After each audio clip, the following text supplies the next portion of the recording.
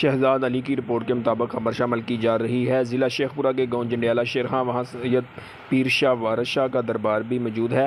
10 محرم الحرام کے سالانہ مجلس کا انعقاد کیا گیا، جس میں پاکستان کے علماء کرام اور ذاکرین نے شرکت کی۔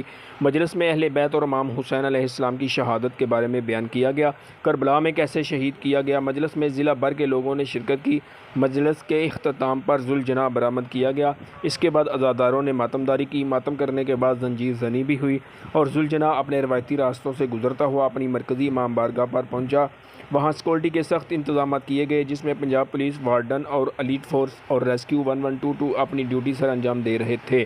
جنڈیالہ شیرخواں میں سید پیر وارث شاہ کا مزار بھی واقع ہے۔ عزاداروں کے لیے دودھ اور پانی کی سبیلیں لگائی گئیں اور لنگر کا وسیع انتظام کیا گیا تھا۔ مجلس میں سیاسی اور سماجی شخصیات نے شرکت کی۔ مومنین کا کہنا تھا کہ ہم ہر سال اہل بیت کی یاد میں یہ دن مناتے ہیں۔ کیمرہ مین علی بٹ کے ساتھ شہزاد علی کرائم رپورٹر، نیوز 4 گوجرانوالہ۔